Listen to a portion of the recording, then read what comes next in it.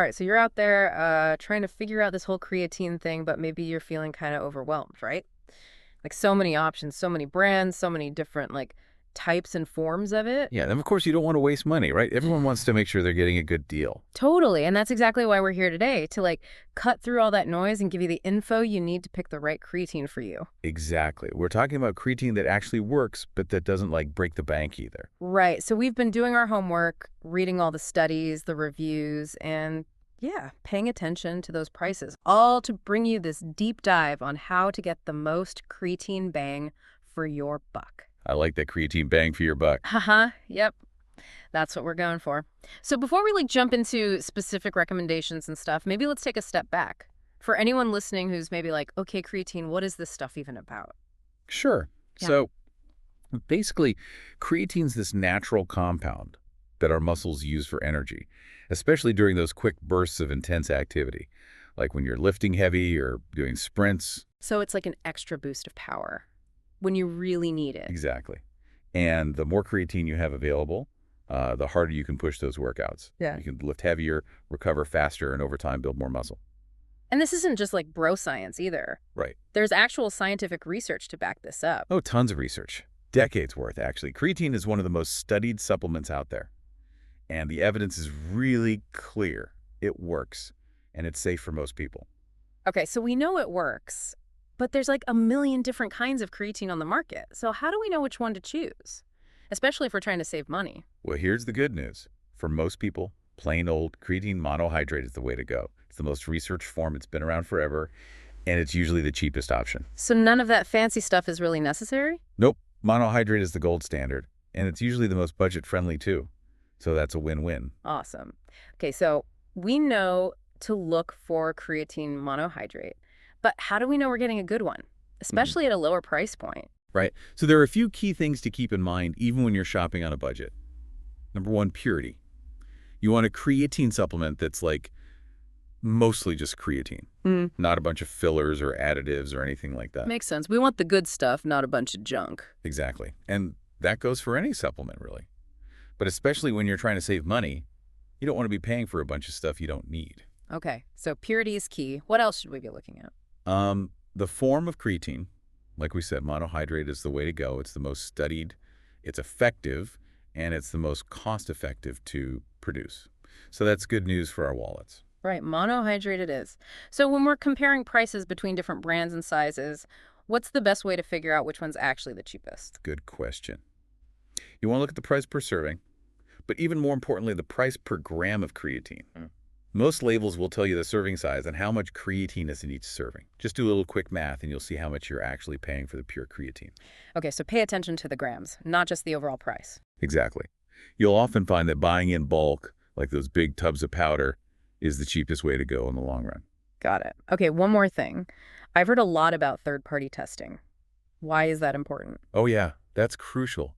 Basically, third-party testing means that an independent lab has checked the product to make sure it actually contains what it says it does, and that it doesn't have any like harmful contaminants or anything like that. So it's like an extra layer of quality control. Exactly. It gives you peace of mind knowing that you're getting a safe and effective product, even if it's a more budget-friendly option. Makes sense. So we've covered a lot of ground here, but let's get to the good stuff. What are some specific brands that we found offer good quality creatine at a reasonable price? Okay, so based on all our research, one of the top contenders for those on a tight budget is bulk supplements. Their creatine monohydrate often comes in at around 10 cents per serving. Wow, 10 cents. That's like super cheap. Right. And it's pure monohydrate powder. No added flavors or fillers or anything like that. Plus, it's often rated really highly on sites like Amazon. So you know you're getting a good product. That's awesome. Okay, what about some other brands? Another solid option is Optimum Nutrition. They're a really well-known and trusted brand, and their creatine monohydrate usually costs around 15 cents per serving.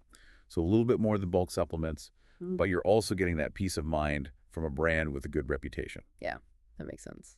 What about NOW Foods? I've heard good things about them. Yeah, NW Foods is another great choice. Their monohydrate usually goes for around 12 cents per serving, and they're known for being vegan-friendly and having good manufacturing practices. So that's a plus. Awesome. Okay, and one more, MuscleTech. What's the deal with them? So MuscleTech's creatine monohydrate is usually a little pricier, around 18 cents per serving. but they often offer a micronized version, which means the creatine particles are smaller and it mixes easier. So if you've ever had trouble with creatine clumping up in your drinks, MuscleTech could be a good option. Oh, yeah, that makes sense. Nobody wants a chunky creatine shake. Right. Haha. So those are some of the top contenders for budget-friendly creatine. Mm. But I know what some people are thinking. If it's so cheap, does it really work as well? Yeah, that's a good question. Are we sacrificing quality for affordability here? No, not at all. Remember, creatine monohydrate itself is not that expensive to produce. The higher prices you sometimes see are often due to things like fancy packaging, marketing, big name endorsements, that kind of thing. So it's all about the marketing, not the actual creatine. Pretty much. There was a big study in 2021 that looked at this, and they found no difference in effectiveness between budget-friendly and premium monohydrate powders. As long as you're getting pure creatine monohydrate, you're good to go. That's reassuring to hear. So we don't have to spend a ton of money to get good results. Nope, not at all. Okay. So we've talked about some good brands, but what are some other ways to save money on creatine? Yeah, let's get into some actionable tips for keeping those costs down. All right, so the biggest one is buy in bulk. Like we said, those big tubs of powder are almost always the cheapest per serving. And creatine has a long shelf life, so you don't have to worry about it going bad. So stock up and save. Exactly. Yeah.